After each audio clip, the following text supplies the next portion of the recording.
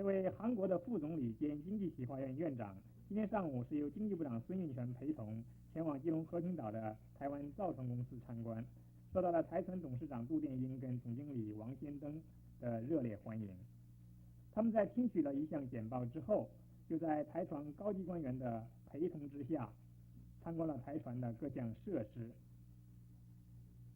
这位主管韩国经济大计的贵宾，在参观台船作业的情况的时候，对于钢料的整平、平行自动切割以及放样、落样等作业的情况感到极大的兴趣。金赫烈表示，韩国目前造船工业的基础非常薄弱，所以可以从中华民国得到许多借鉴。他们在参观了1个多小时之后才离开台湾造船公司。